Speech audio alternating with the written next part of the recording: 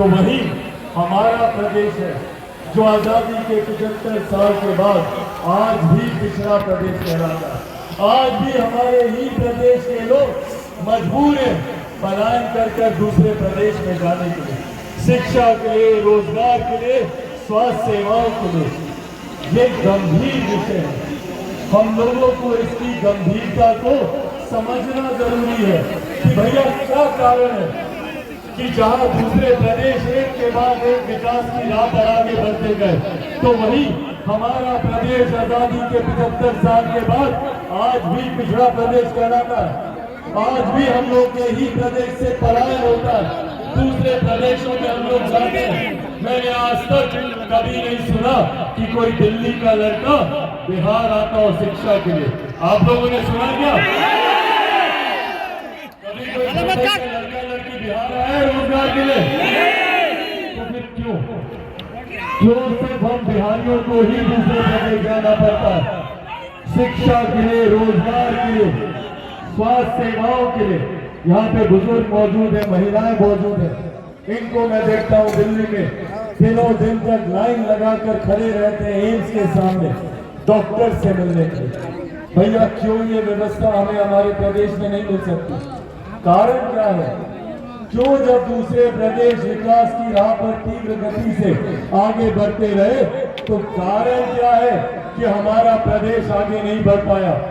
अनंत संभावनाएं हैं हमारे प्रदेश में, सबसे ज्यादा IAS IPS अफसर हमारा प्रदेश देता है।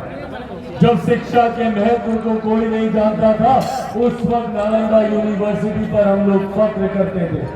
सबसे ज्यादा मान सम्मान प्रतिष्ठा हमारे प्रदेश की होती थी, लोकतंत्र की जननी हमारा प्रदेश था। पर आज हमारे प्रदेश को इस बदहाल परिस्थिति में ला दिया है कि लोग हमारे प्रदेश का नाम सुनकर प्रदेश को ही भावना से देखने लगे। दूसरे प्रदेशों में जब हमारे बिहार के बच्चे जाते हैं तो वो वहां जाकर बताने से डरते हैं, कतराते हैं ये बताने से कि हम बिहारी हैं। क्यों भैया? बिहारी शब्द तक को गाली बना दिया था।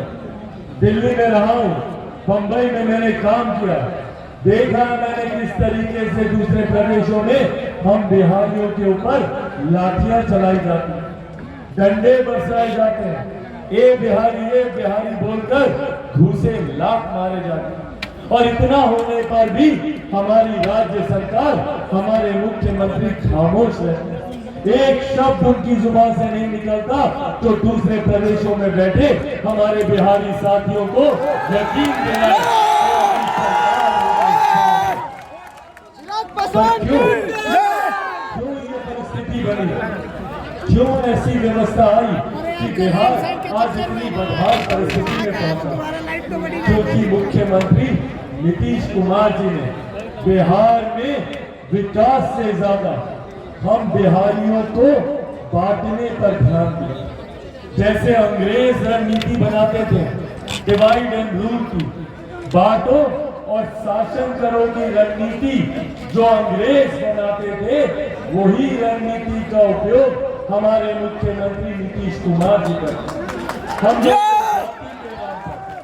हम लोग को धर्म के नाम पर बांटने का काम करते हैं। प्रदेश के मुखिया होने के नाते उनकी जिम्मेदारी थी कि पूरे प्रदेश को एक साथ लेकर चलते। प्रदेश के मुखिया की क्या, एक परिवार के भी मुखिया की यही जिम्मेदारी होती है कि पूरे परिवार को एक साथ बांध कर रखे। पर यहाँ तो हमारे मुख्यमंत्री ने हम लोगों में एकता लाना तो दूर, हम लोगों को और बांटने का काम किया। दलित को महादलित किया, पिछड़ा को अति पिछड़ा किया, कभी अगड़ा, कभी पिछड़ा, कभी हिंदू, कभी मुस्लिम, कभी महिला, कभी पुरुष, कभी कोड़ी, कभी कुर्मी, कभी लव, कभी कुछ, सिर्फ जाति, सिर्फ धर्म। और ये बांटते गए और हम लोग बढ़ते गए, पर बदले में हमें क्या मिला? आज भी बिहार वही बदहाल परिस्थिति में खड़ा है। आज भी बिहार के युवा पलायन करने को मजबूर है, दूसरे प्रदेशों में जाते हैं। अपने माता पिता, दादा दादी, नाना नानी, चाचा चाची, घर परिवार को छोड़कर कौन जाना चाहता है भैया? मैं कभी नहीं जाना चाहता अपने परिवार को छोड़कर। पर जाना पड़ता है। लोग जाते हैं बिहार से, क्यों? क्योंकि बिहार में ये व्यवस्था नहीं। और जब इनसे सवाल पूछा जाता है मुख्यमंत्री नीतीश कुमार जी से कि मुख्यमंत्री जी बताइए आपकी उपलब्धियां क्या है, बताइए पिछले 17 साल और अब तो लगभग 2 दशक होने को आया, 2 दशक से आप हमारे प्रदेश के मुख्यमंत्री हैं नीतीश कुमार जी। इन 2 दशकों में 10 तो क्या 5 तो क्या तो एक उपलब्धि मुख्यमंत्री नीतीश कुमार जी बता दे तो ये जो हारने के लिए करेंगे मैं तैयार हूं। एक उपलब्धि बता दे। नए कारखाने लगाना तो दूर, मौजूदा कारखानों को इन्होंने बंद करने का काम किया। बगल में जो एक यहाँ पर कारखाना था उसको बंद करने का काम, जहां पर जो पहाड़ था उसको बंद करवाने का काम इन्होंने किया कि हम झूठ बोल रहे हैं? जितने कारखाने जितनी मिले थे उनको बंद करवाने का काम इन्होंने किया। और जब इनसे पूछा जाता है कि भाई रोजगार के नाम पर आप क्या देंगे, तो मुख्यमंत्री नीतीश कुमार जी कहते हैं कि बिहार में उद्योग नहीं खुल सकता। क्यों? क्योंकि बिहार का भूगोल ऐसा है, इसीलिए बिहार में उद्योग नहीं खुल सकता। मुख्यमंत्री जी, खोट बिहार के भूगोल में नहीं, खोट आपकी नीयत में है। आपकी नीयत में खोट है, आपकी नीतियों में खोट है मुख्यमंत्री जी। और ये खोट दर्शाती है कि जब बिहारी आपसे सवाल पूछते हैं, जब चिराग पासवान आपसे सवाल पूछता है, भाई क्या कसूर है चिराग पासवान का, बताएं मुझे मुख्यमंत्री। आज चिराग पासवान के पीछे जो मुख्यमंत्री नीतीश कुमार जी हाथ धोकर पड़े, क्या कसूर है चिराग पासवान का? मेरा घर तोड़वाते हैं, मेरी पार्टी तोड़वाते हैं, मेरा कसूर तो बताएं क्या है? मेरा कसूर सिर्फ इतना है ना कि मैं बिहार में विकास की बात करता हूँ। मेरा कसूर सिर्फ इतना ही है ना कि मैं बिहार में रोजगार की बात करता हूँ। बिहार में बिहारियों को रोजगार के अवसर मिले उसकी आवाज उठाता हूँ। बिहार में बेहतर शिक्षा की बात करता हूँ, बिहार में बेहतर स्वास्थ्य सेवाओं की बात करता हूँ, बिहार को IT हब बनाने की बात करता हूँ, एजुकेशनल हब बनाने की बात करता हूँ, बिहार में निवेश लाने की बात करता हूँ, बिहार को देश का सबसे विकसित राज्य बनाने की बात करता हूँ। यही कसूर है ना मेरा? तो भैया इस कसूर के लिए चिराग पासवान से बदला कैसे लिया जाए? कैसे लिया जाए भैया? चिराग पासवान के पास कोई आय से ज्यादा संपत्ति तो है नहीं, ना हमारे ऊपर कोई कोर्ट कचहरी में कोई मामला चल रहा है, तो कैसे बदला लिया जाए चिराग पासवान? चिराग पासवान से बदला लेने के लिए मुख्यमंत्री नीतीश कुमार जी ने नई नीति निकाली। उन्होंने निकाला कि चिराग पासवान के परिवार को तोड़ दो, चिराग पासवान टूट जाएगा, नहीं टूटा। फिर उन्होंने सोचा कि चिराग पासवान की पार्टी को तोड़ दो, चिराग पासवान टूट जाएगा, नहीं टूटा। फिर उन्होंने सोचा कि चिराग पासवान को इसी की पार्टी से निकाल के बाहर फेंक दो, चिराग पासवान टूट जाएगा, नहीं टूटा। फिर उन्होंने सोचा कि चिराग पासवान को इसी के घर से, इसकी माँ, इसकी बूढ़ी नानी जो बोल चल नहीं सकती, उसके समेत समाज समेत इसको घर से बाहर निकाल दो, चिराग पासवान टूट जाएगा, नहीं टूटा। क्योंकि जो लोग चिराग पासवान को तोड़ना चाहते हैं वो लोग भूल जाते हैं कि चिराग पासवान शेर का बेटा है।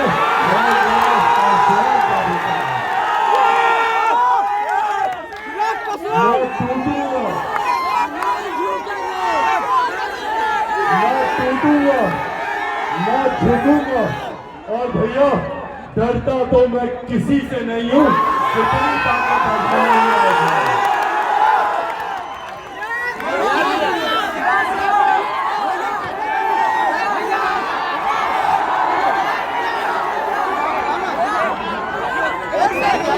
साथियों, बिहार के विकास के लिए एक ईमानदार लड़ाई लड़ने का मैं प्रयास कर रहा हूँ, कोशिश कर रहा हूँ कि किस तरीके से अपने प्रदेश को एक विकसित राज्य बनाए और इसके लिए ईमानदारी से दिन रात लगाओ, क्योंकि मुझे भी मेरे नेता, मेरे पिता आदरणीय रामविलास पासवान जी के अधूरे सपनों को पूरा करना, मेरे जीवन का एक मौका अपने पिता के अधूरे सपनों को पूरा करना।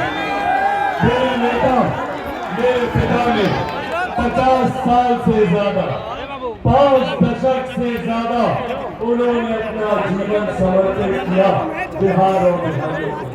और मैं गर्व से कह सकता हूँ कि इन 50 सालों में, इन 5 दशक में कोई 1 रुपया तो क्या 1 पैसे तक का आरोप मेरे नेता, मेरे पिता आदरणीय रामविलास पासवान जी को नहीं लगा।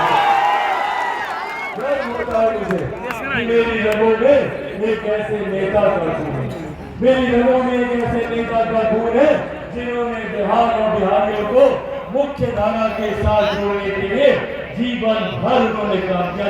जिस मंत्रालय में गए उस मंत्रालय से कैसे हमारे बिहारी साथियों को लाभ। आज आप सबके हाथों में जो मोबाइल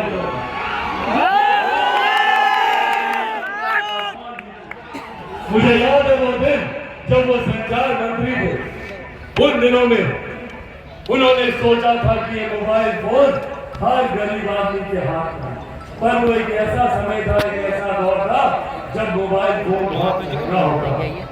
इनकमिंग के लिए भी पैसा लगता था, 30 रुपया 32 रुपया, एक मिनट का अगर फोन भी उठाते थे तो उसका भी पैसा देना पड़ता था।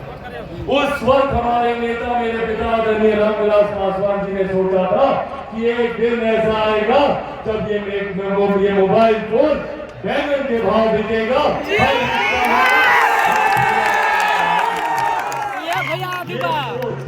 ये दूरदर्शिता हमारे नेता आदरणीय रामविलास पासवान जी की।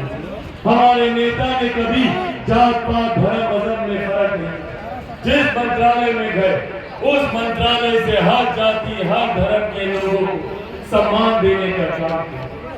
जिस विभाग में वो गए उस विभाग से उन्होंने हमारे बिहार को उन्होंने जोड़ने का काम किया।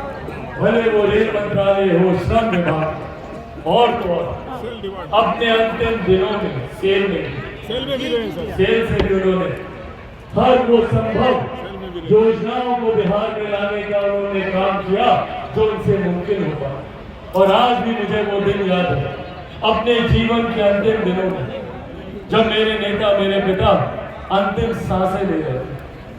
उस वक्त भी उनको सिर्फ देशवासियों की चिंता थी। वो एक ऐसा समय था जब उनकी खुद का स्वास्थ्य, उनकी खुद की तबीयत खराब हो गई। ऐसे में परिवार के हम लोग चाहते थे कि वो अस्पताल जाए, अपना इलाज करें। और ये मैं बात कर रहा हूँ जब देश में लॉकडाउन लगा हुआ। उस वक्त लॉकडाउन के वक्त हमारे नेता विचलित हो रहे थे उन तस्वीरों को देखकर, जिसमें बिहार के लोग मजबूर थे पैदल चलकर हजारों किलोमीटर की यात्रा कर बिहार आने के लिए मजबूर थे। बिहार सरकार ने हमारे बिहारी साथियों को कोई भी सुख सुविधा देने से मना कर दिया। ना उनके लिए किसी बस का इंतजाम कराया गया, ना किसी ट्रेन का इंतजाम कराया गया। पैदल हजारों किलोमीटर चलकर दूसरे प्रदेश से हमारे बिहारी साथी अपने प्रदेश आने के लिए मजबूर थे ताकि उनकी जान बच सके। और ये तस्वीरें हमारे नेता को विचलित करती थी। और उन दिनों जब उनका खुद का स्वास्थ्य खराब हो रहा था, उनको इस बात की चिंता नहीं, उनको चिंता इस बात की थी कि जो लोग आ रहे हैं वो लोग खाना कैसे खाएंगे, उनको 2 वक्त की रोटी कैसे मिलेगी, उनका राशन कैसे उनको मिलेगा। उस वक्त उन्होंने मंत्रालय बंद था, अपने तमाम अधिकारियों को घर पर बुलाया, घर पर बैठाकर उनसे